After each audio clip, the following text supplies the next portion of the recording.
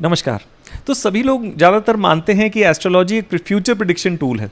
अगर मैं सही बताऊं तो एस्ट्रोलॉजी हम लोग को एक पूरा लाइफस्टाइल स्किल भी देता है। अगर आप देखेंगे तो एस्ट्रोलॉजी के जो 12 बॉक्सेस होते हैं उनसे पता चल जाता है कि आपका पूरक बॉक्स क्या है। आज एग्जाम्पल देता हूं आपको कि बॉक्स 1 एंड बॉक्स 7 का क्या रिलेशन होता है, बॉक्स 2 एंड बॉक्स 8 का क्या रिलेशन होता है। ऐसे ही जो डायगनली अपोजिट बॉक्स होता है वो पिछले वाले बॉक्स का पूरक होता है। अब एग्जाम्पल चालू करता हूं मैं। अब देखते हैं बॉक्स 1 एंड बॉक्स 7 के रिलेशन। अब पहला बॉक्स एस्ट्रोलॉजी में माना जाता है खुद का, स्वयं का, और 7वां बॉक्स माना जाता है कि आपका पार्टनर कैसा हो। तो क्या होता है ना, आप और आपका पार्टनर मिलके एक कंप्लीट माने जाते हैं।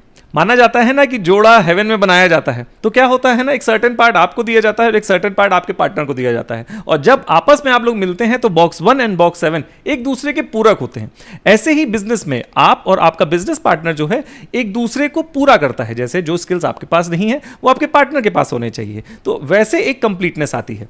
अब आ जाते हैं बॉक्स 2 एंड बॉक्स 8 के रिलेशन में।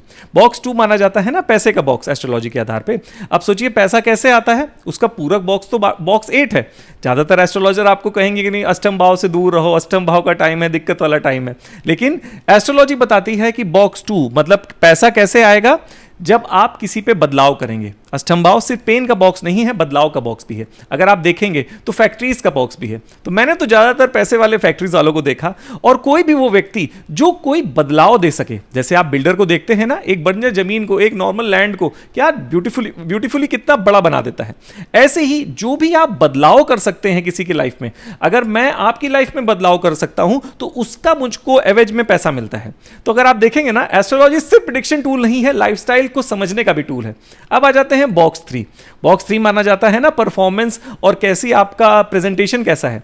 उसका पूरक बॉक्स कौन सा हो गया, बॉक्स 9। और बॉक्स 9 क्या माना जाता है, हायर एजुकेशन, खुद से कनेक्ट होने पे। तो सोचिए, ज्ञान तब, आपकी प्रेजेंटेशन और परफॉर्मेंस तब कब इंप्रूव हो सकती है जब आपको उच्चतम स्तर का ज्ञान हो।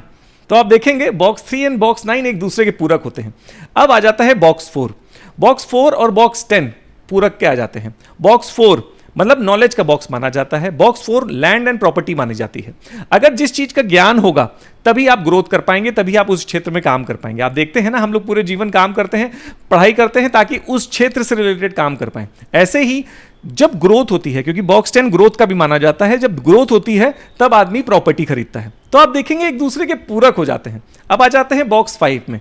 तो बॉक्स 5 में क्या है, माना जाता है खुशियों का बॉक्स, एंटरटेनमेंट का बॉक्स, मजा आए वो वाला बॉक्स, ठीक है। उसका पूरक आप देखेंगे तो बॉक्स 11 होता है। अब देखिए, दो चीजों में मजा आता है, या तो दोस्तों के साथ, या जब हम लोग को प्रॉफिट हो, या अपनी इच्छा पूर्ति हो जाए।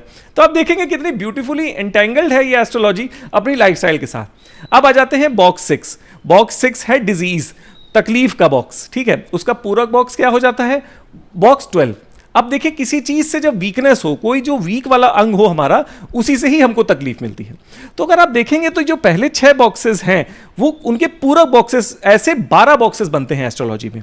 अब इसमें प्लैनेट अपना अपना स्पाइसेस ऐड करते हैं, दृष्टियां अपना अपना स्पाइसेस ऐड करती हैं। अब इससे हम लोग को क्या पता चल जाता है, अगर हमको पता चल जाए कि हमारी बॉक्स 2 की राशि क्या है और बॉक्स 8 की राशि क्या है, तो हमको यह पता चल सकता है कि किस एनवायरमेंट में हमको बदलाव करना चाहिए। बॉक्स 2 मतलब किस एनवायरमेंट में हमको पैसा मिलेगा।